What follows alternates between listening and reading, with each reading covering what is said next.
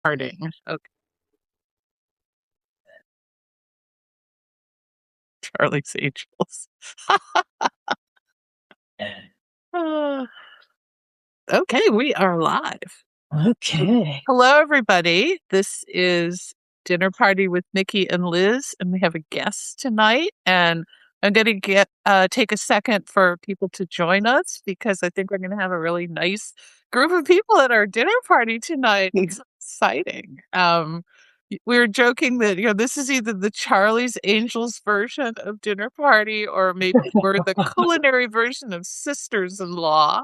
And I don't know if you all watch or listen to the Sisters-in-Law podcast, but it's women lawyers, and it turns out that two people tonight are lawyers, and I almost went to law school, so this is kind of fun, like cooking version of Sisters-in-Law. So, I am I'm Micki Maynard, let me say that, and I'm one of the co-hosts of Dinner Party. I'm the Micki, and that is Liz Williams, who is Liz of Dinner Party with Micki and Liz. And we're delighted to have a special guest with us tonight, all the way from Edinburgh, not from London, as I said in our post, but it is, tell me what time it is there? It is 1:01 a.m. Not the first time you've seen 1:01 a.m. Oh, not at all. No, what it is interesting. Hi, I'm Anna Ansari, and thank you, Micki and Liz, for having me. Guild of Food Writers, Food Writer of the Year, author of Silk Roads, recent star panelist at the Traverse City Food and Wine in Michigan, way up north. And in fact, a friend of mine posted your photo on her Facebook page and said that it was a wonderful panel. So, oh, yay. Yeah. So why don't you start a little bit by telling us your background, because it's not really pure culinary, right? You worked in the law. I worked in the law. Yeah, but yes, that's me. I'm here in Scotland. I'm married to a Scotsman, but I'm at my in-laws' house. My son is asleep upstairs, actually with his grandparents in bed. He's like really into them right now, which is very cute. And I'm frankly overjoyed that he's not going to be in bed with me and my husband tonight. But he is asleep upstairs. My husband's asleep next door. My cat may come and scratch at the door because we're all up in Scotland, the whole family. But I am a Michigander. Like Micki, a Metro Detroit person. I was born in Canada, so I'm also a Canadian. And my book is up for a Taste Canada award as well, which is quite exciting. Yeah. Yes. Yeah, I was born in Canada to an American mother from Michigan and an Iranian father who he moved to Detroit in 1964. So people, I think, oftentimes when you get people from Iran, they assume that they've emigrated to the United States or elsewhere around 1979 or so with the revolution. But my dad's been in Michigan for like way longer than that. And he's still in Oakland County currently.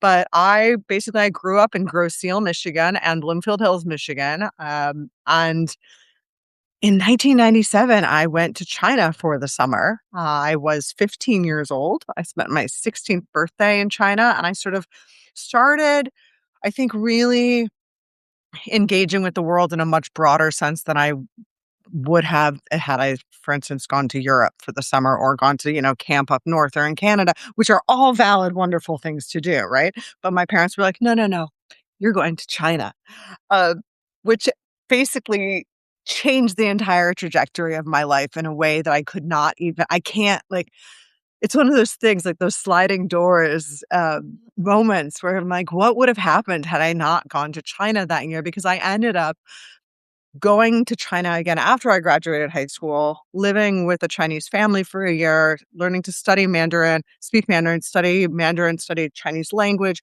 culture, history. I went off to college. I was a Chinese literature major. I moved to Shanghai afterwards. And then I went back and I went to grad school at Yale for Chinese studies and eventually went to law school where I concentrated in and went into a customs and trade practice in New York City, which was interesting. So again, food has not come in yet to this story, right? But I fell in love with this Scotsman. Is really where things went, again, sideways, the sliding doors moment. I met this guy and we dated long distance across the Atlantic, New York and Edinburgh for about a year Wow. until we both ran out of money, ran out of vacation days. And it was either you break up or one of us moves. And having lived in China before, at that point in time, I'd also lived in Thailand doing human rights work. I figured, yeah, Scotland's not that far. They speak English, it'll be easy peasy. And it wasn't as easy peasy as I kind of anticipated. We did eventually move to London, and I started working with recruiters to try to get a customs and trade job. And this was in 2013, 14, even 15. So it was before Brexit. And at that point in time, every single law firm recruiter was telling me, we don't actually have any need for customs and trade lawyers. We don't even understand what that is because we're within the EU.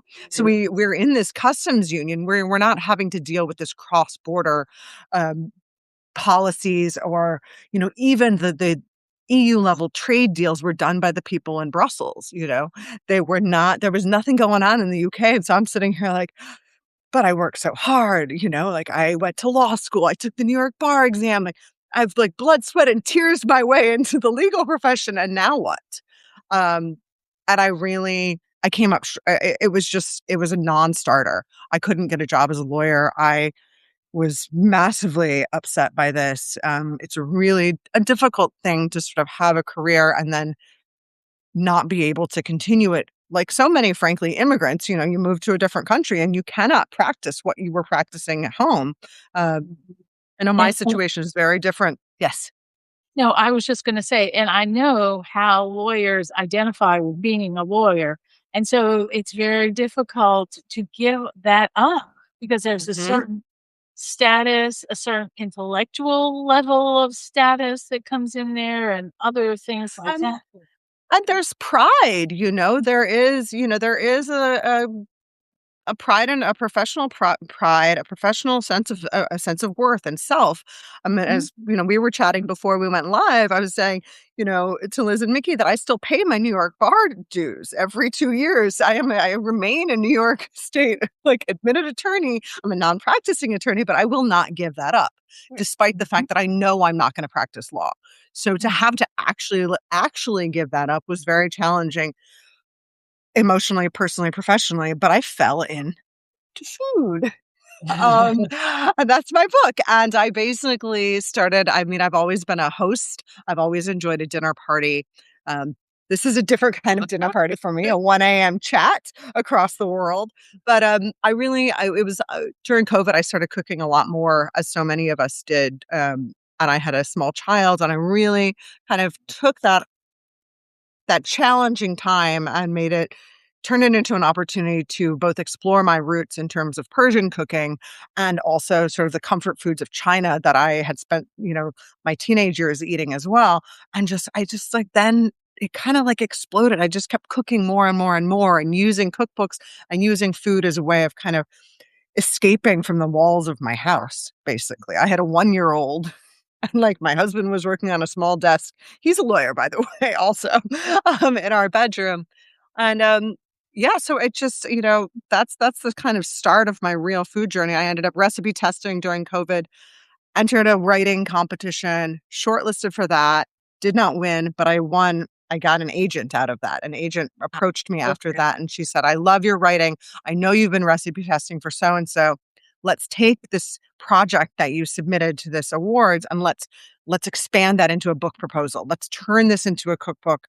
And that is where Silk Roads came from and how I got to this book, basically. It's a long, convoluted road. As somebody who writes nonfiction, this is so different than the way nonfiction books come together, which is that we basically write the book proposal and a couple of chapters and, and work with an agent who then circulates the proposal. And if a publisher likes the proposal, then you write the book. It sounds like you did a lot of work ahead of it. I mean, yes and no. I mean, mine is the same sort of way. Like, we did submit the proposal. It went out to, I think, 40 different publishing houses. It did go to a 4-way auction, and I ended up with DK, which is great. But my proposal was like 100 pages long because I didn't have, I didn't have any bylines. I didn't have any background really professionally in food or in writing. I mean, I had a published piece and it's still out there somewhere on like the bankruptcy law of China. It's in like the Norton Anthology of Bankruptcy Law. But my agent pretty much was like, let's submit a package that is unmissable, unforgettable, and that I have in Silk Roads, every single chapter sort of starts with a long form essay. We had the entire introduction for the book was in the proposal, as well as Yeah. Oh, did Anna? it's like, honestly, a very, very long spiel of like, who are you and why should you write this book? Right. Yeah, so it was just it took, and I had a little kid at home, so it really took me so long to get it put together. And I don't I tell people, I'm like, yes, my proposal was over 100 pages. They're like, what on earth did you submit? I was like, I didn't know any better. This is what my agent told me to submit. So, I mean, similar but different, right? Yeah. So, and your story is really so unique to you. And at the same time, you can universalize it, and you do universalize it exceedingly personally, which I think is a really wonderful skill to be able to tell a personal story and make it something that's relevant to many, many people that have nothing to do with the specific points in your story. And one of the things that I really resonated with, I am a child of immigrants, but not. I'm one generation further away from the actual immigrant than you are, and so you're sort of at my mother's level, but I still knew all the people. They still were speaking their language, and so I felt an identification with that experience that I know my children do not feel because they did not have the experience of being by the or having people who spoke the language all the time, and the language and the people around you who spoke the language, because everybody knows other people in that community. That was something that they missed. And I see the difference in the way that I identify with the immigrant experience and the way they do. And I loved the way you captured all of that. That was something that I thought was one of the gifts of your book. That it was like, yes, yes, yes. I feel this way too. And my experiences with Sicilians. So it has nothing to do with the same group of people that you're talking about, but it was the same experience. And that was something that I just really resonated with. I thought it was wonderful. Oh, I'm so happy to hear that. Thank you. I mean, and I think that's, you never know how things are going to, when you write something, you don't know how or whether things will resonate. But I've had a family friend who's Lithuanian. She came to a talk I did in Detroit last year, and she was on practically in tears at the end because she was like, and she's like 50-some years old. She was like, this is like, I understand this so much, even though it's not, the Iranian experience or the Azeri or a Uyghur. It's about the immigrant story, and I really wanted to, and I love that you both have read Silk Roads and see that it's, I was trying to, tell a larger story than just my own, and just using food as a way of sharing that kind of movement of not just flavors and ingredients, but people as well. And that universal nature of that across time and space. The people who've read Culinary Woman know that I met Anna here in Ann Arbor. This was your first collaborative dinner, is that right? The first Oh, it's amazing. cook Yeah. at Miss Kim, Jihye Kim's restaurant. And what I found so interesting about the way you describe the food is that it is so close to so many cultures that I think in the US, people think of the Silk Roads as only going through China. but they don't go only through China. They come out at the other end, and they come out very close to cuisines that people are familiar with. 100%. And Jihye is Korean, right? And I don't know if you remember, but what she did with my rice dish, rather than making an Iranian rice with a crispy, like sort of bottom, Jihye did it in a stone pot, like you would have in a sort of bibimbap Korean rice. And I love that so much because it was her interpretation of my dish, but it was also basically the same dish, right? And like, I was at the British Museum here in the UK last year. They had a big Silk Roads exhibit, and they actually started the Silk Roads in their telling of this trade route in Korea. So, and Japan. And so then it went, through China and Central Asia into the Middle East and then to the Mediterranean. But the fact is, Jihye using this Korean sort of touch point and rice and crispy rice to talk about sort of the connections between our foods, and the British Museum being like, see, they start in Korea. It's like you can kind of extrapolate as much as you want, but relate these dishes and these ways in which people and food have traveled kind of however you want to do it, and not make it seem so foreign, but actually quite familiar to what we are used to eating, because there has been this interplay for so long and so far. And it's kind of a circular thing as well, because merchants came from the Silk Roads across, kind of picking up and dropping along the way, and really got all the way to the Atlantic when you think about it, and then made a reverse trip. So essentially, I mean, it's not Scandinavian, but that's about all it isn't, No, it is Scandinavian too, saffron. So even like the British Museum was like, let's talk about how the Silk Roads go into Sweden. And at first I was a little bit skeptical, but then you did have these like Norwegian and Swedish Vikings who would go down the Volga and ended up in like central the Caucasus as well. And saffron made its way up into Sweden. And you have this like glorious tradition of these, and cardamom as well, these like beautiful Swedish baked goods that are using these ingredients that you don't find saffron in a ton of cuisines, right? Like, and it got to Sweden. I don't know the specifics, but I mean, even Scandinavia. So, well, while we've made everybody hungry, I think I know our conversation. I'm going to have a midnight 2 a.m. snack when this is done. So, we asked you to bring a recipe, and it's something that I've eaten and actually ate last night for dinner. Love it. So, and we're going to share the recipe on our newsletter, so everybody will have a copy of it. But can you just talk about your tofu recipe and what into it and how it's prepared?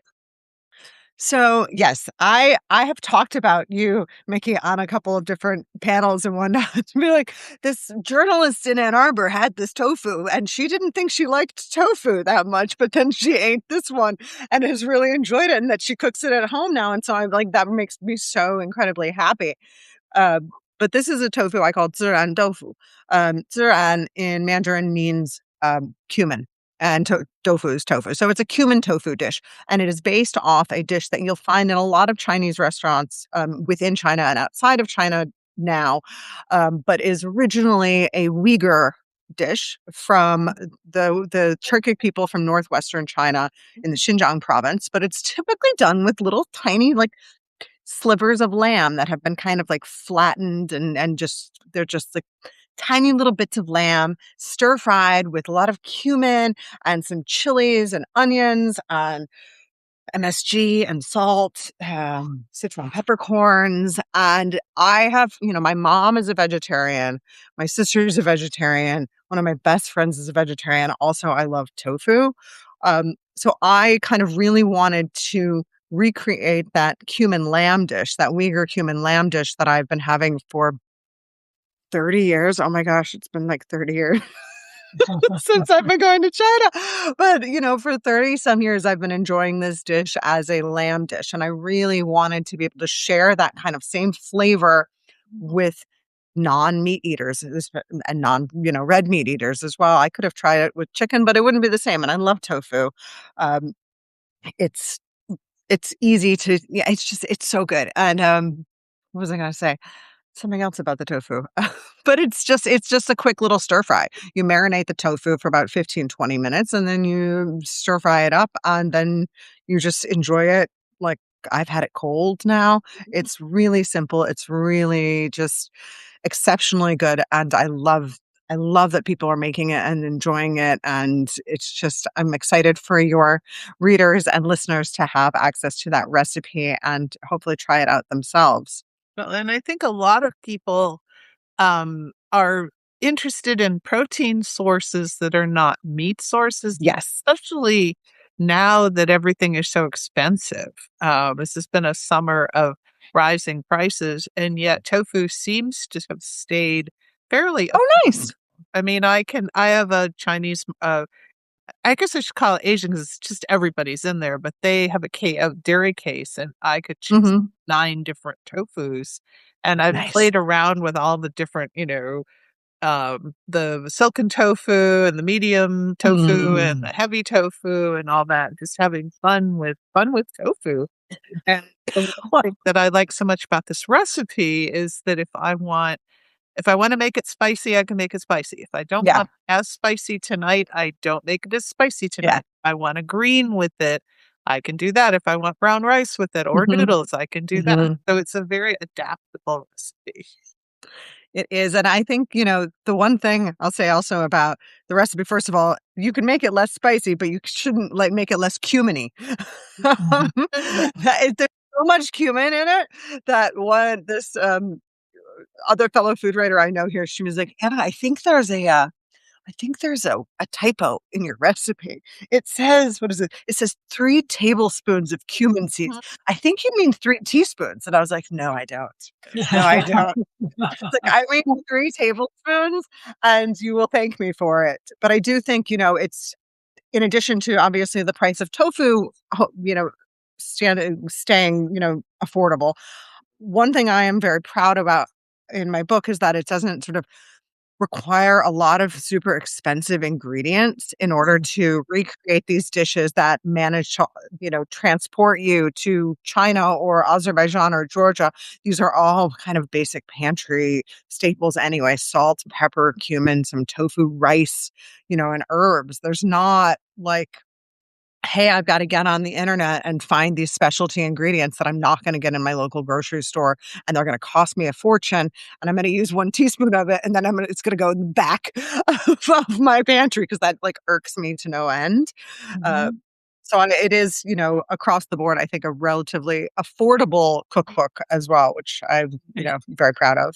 And so one of the things we're very lucky in southeastern Michigan and to have so many Asian and international markets. And I discovered one in Canton, which is about Mm. 15 minutes from Ann Arbor to the east. So it's in Wayne County versus Washtenaw, which is where I am.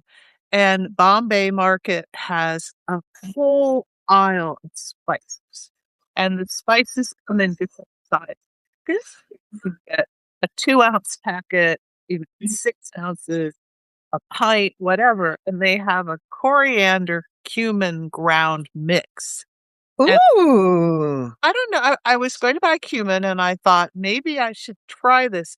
And I got the small size and it was 99 cents, and that nice. is what I use now to Oh, make, I love that. because cumin, some people might think it tastes a little dusty and That's the true. coriander offsets it, and you can Cuts use that. other Yep. spices too. But I would highly recommend for our listeners and readers to go to their international markets, and you're not going to Mhm. pay as much, I think, for spices. No.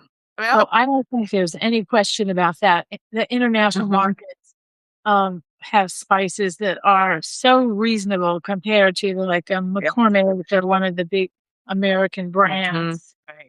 And Oh, it's almost as though the American brands are built to overcharge for those spices so you don't use them when you're just cheating yourself by yeah. not going big on those spices that you can, as you say, get for 99 cents at a Well, pet and shop. Penzay, which I'm a big fan of Penzay's, Yeah. and they do Same. offer little size, Mhm. little samples, little envelopes of things. And so if there's something that you're not 100% sure you'll use it in, Mhm.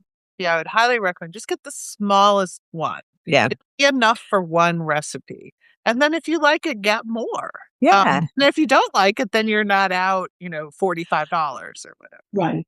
No, I went to Texas this past or last fall to do some book tour things, and I went to Central Market, which is a number like these grocery stores, and they're taking me around their Dallas store, and I was just blown away. They have frozen Buddies pizzas, which is like a Michigan thing, and I was like, "Well, hello, Texas." But their entire spice aisle, they start with a tiny little baggie. All of their spices, they don't even sell the jarred spices. They sell all spices by the weight. And I was so impressed with that because it is something I feel like you generally see in sort of more ethnic markets rather than your kind of day-to-day, American big grocery store. But I think that's great because that can also just enable someone to try something new. And and if you don't want it, you're out 99 cents as opposed to $8.99 for like a jar of cardamom from Whole Foods. Right. Like, no, thank you. Right. Yeah. But my And mother-in-law, sorry, go ahead. No. Just go ahead and finish your idea. Yeah. No, I was going to say my mother-in-law here in Scotland, we live in our neighborhood in East London. We have a lot of Eastern Europeans as well as a lot of Pakistani population as well. And my mother-in-law waits until she comes to visit us in London, and she goes spice shopping.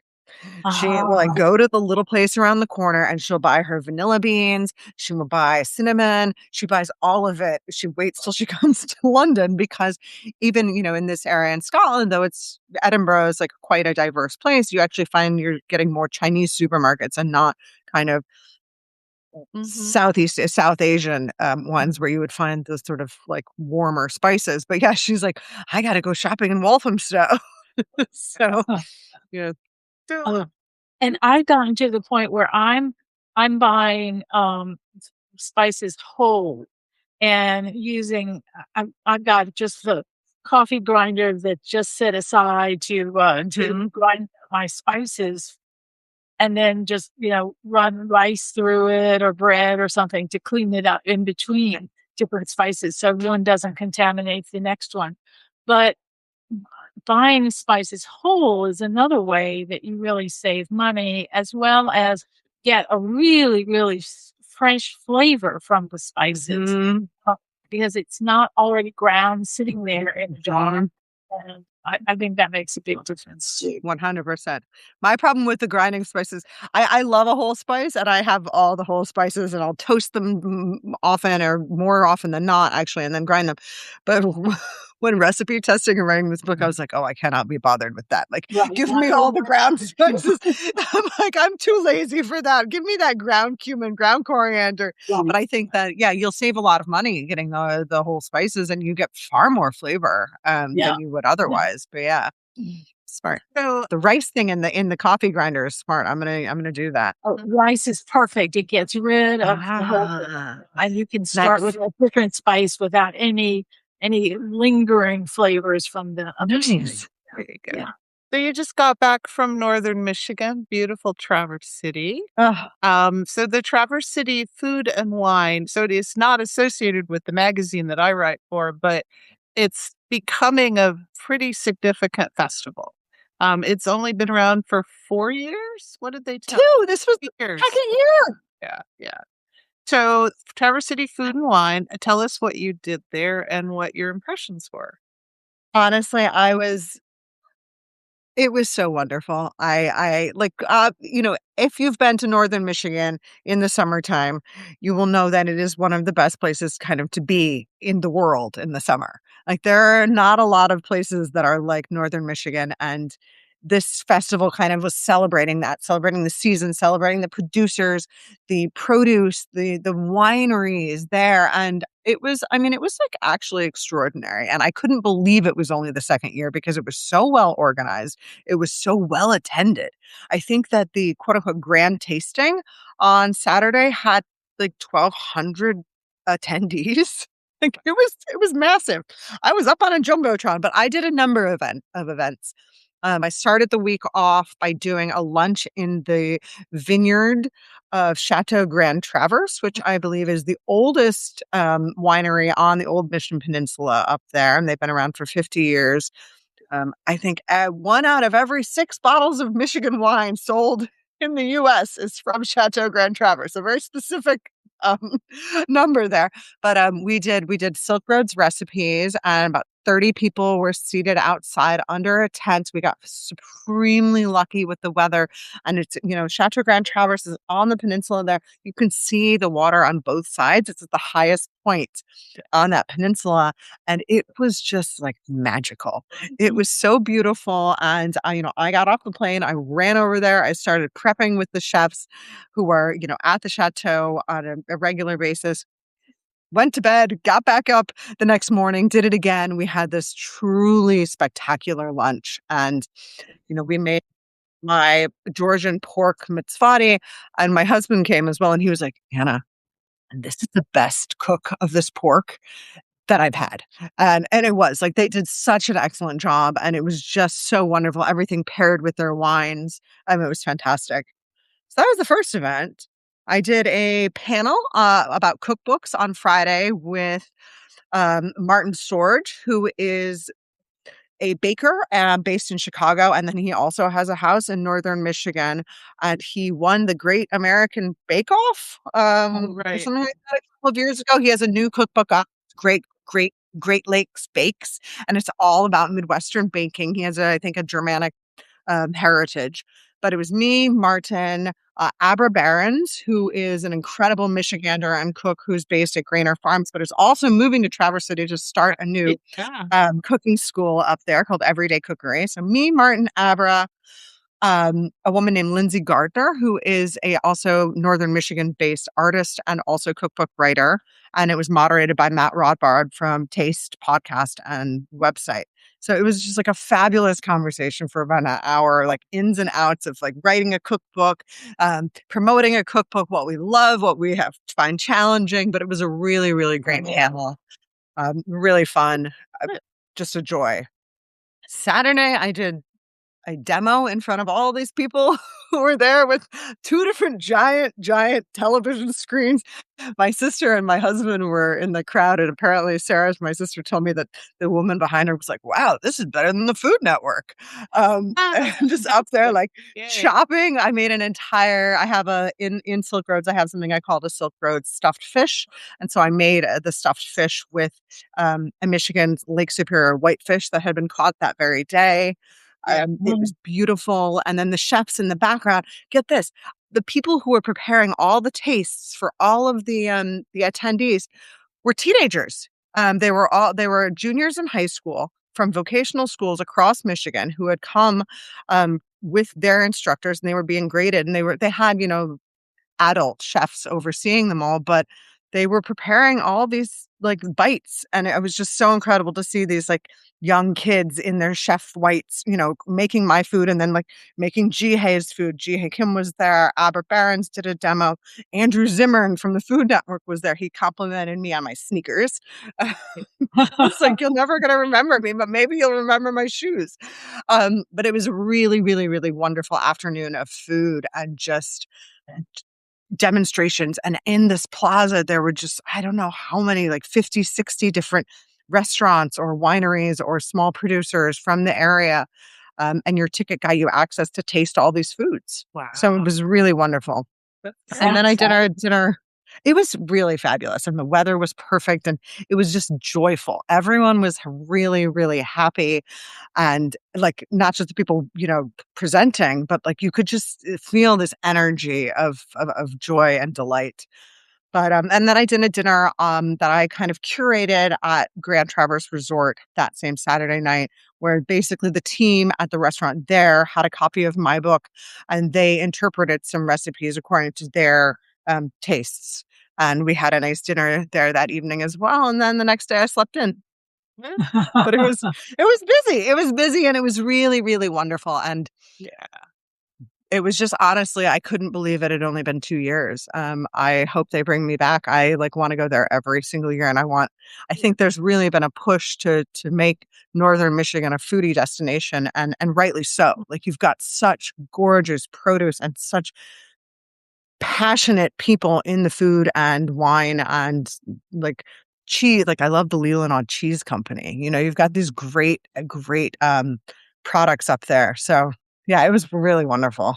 Yeah. Oh, I'm so glad. I'm really glad to hear that, that it's growing as fast as it is, because it's really a beautiful area in Michigan with a lot of potential. And I think the only thing that people have the impression that the winters are awful, and so we'll go up for the summer, but Yeah. then, we have to leave in October after the leaves fall. But I think they're doing their best to really bump up that area and 100%. around tourism. Yeah.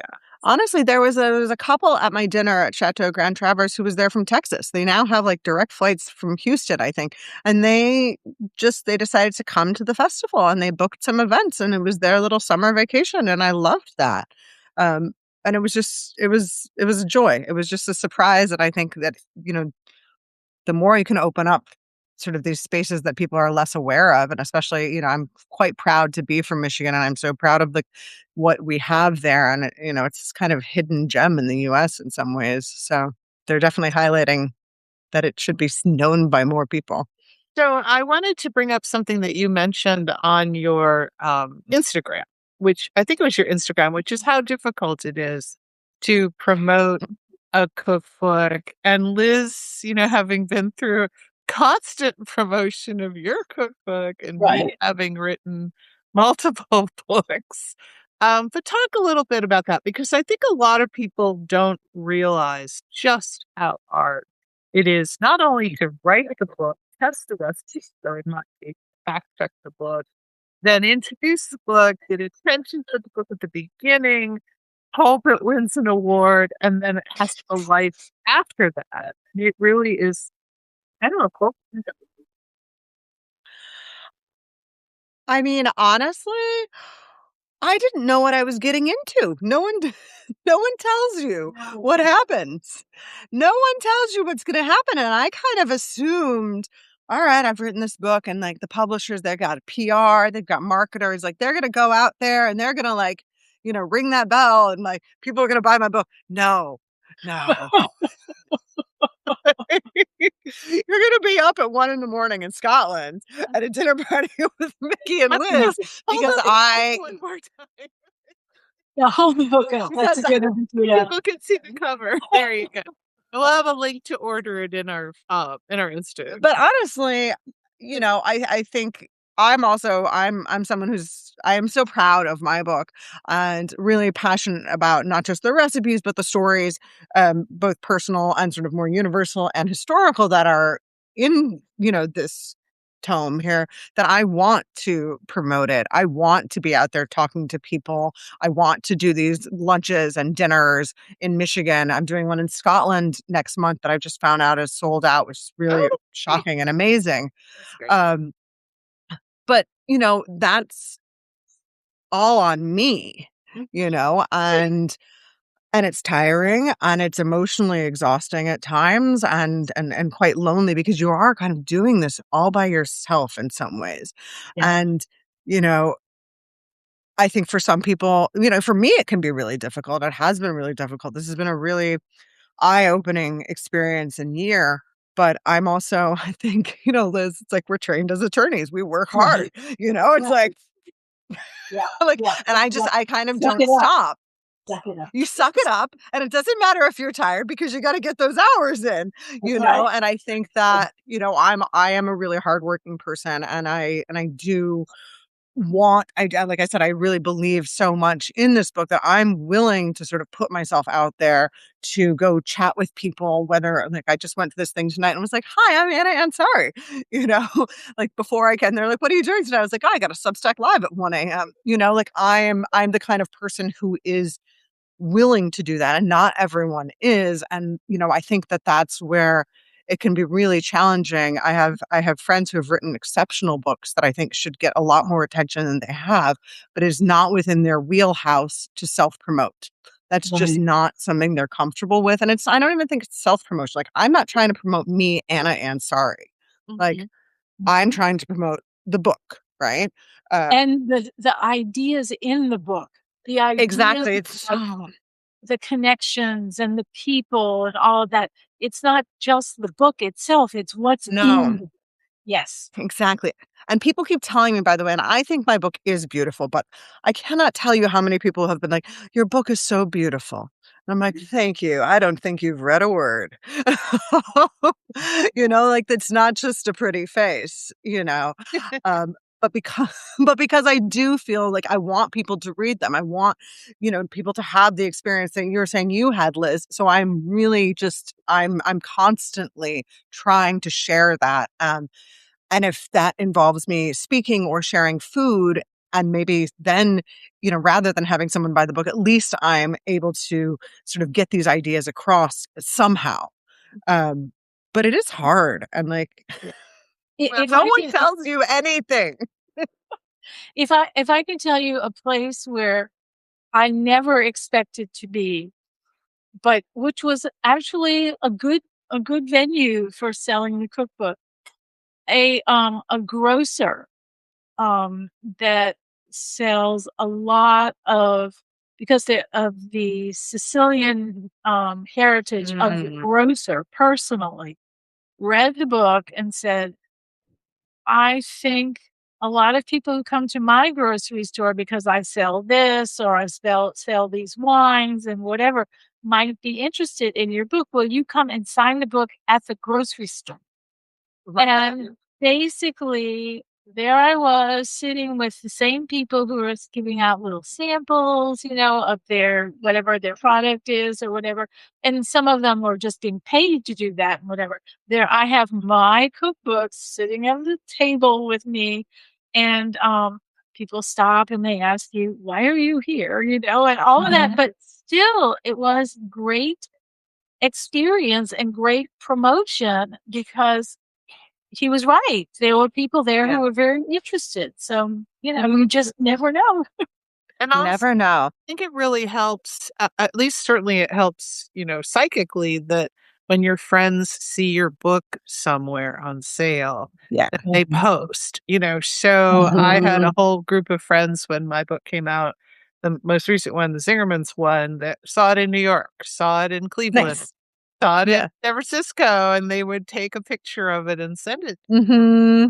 Instagram. That's And nice. the idea, or in an airport, and the idea that Oh, nice. the book is not just a local Ann Arbor No. book, it's a book Yeah. that people are reading all around the country. I mean, and I can't stress how appreciative we authors are when Mm-hmm. friends and our family and just people who like our work will go to the trouble of taking a photo and Yeah. posting it and tagging us. I mean, that is just Mm-hmm. a real boost for the ego. And That is. 100%.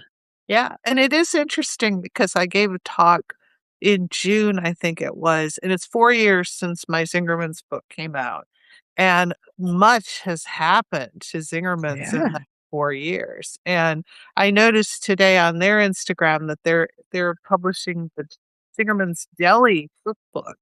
Yeah. I And saw I that. would have never thought of, I mean, the bakehouse has 2, and I would have never thought of the deli as having a cookbook because, they sell groceries and make sandwiches, but they've decided that they're going to do a cookbook, Mhm. which is perfect because they'll sell it as a deli, and then the deli has so much goodwill with all of its customers all over the country, That's that, it's kind of one of those natural books. Yeah. I'm excited to read it. I think it's gonna be a really wonderful cookbook. Mm.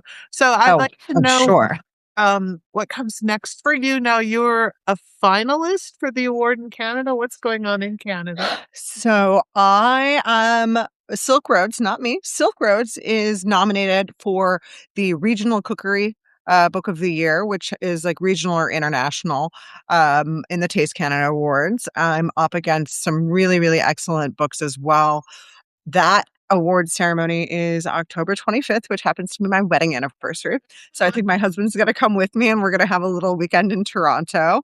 So that's quite exciting. I personally am a finalist for this writing award here in the UK called the Be Inclusive Hospitality Awards that celebrates sort of food professionals across the board, whether it's a restaurant or a chef or a writer who kind of tries to share more inclusive, views of food in the world. So that I think is happening also in early October, which is quite exciting. I am doing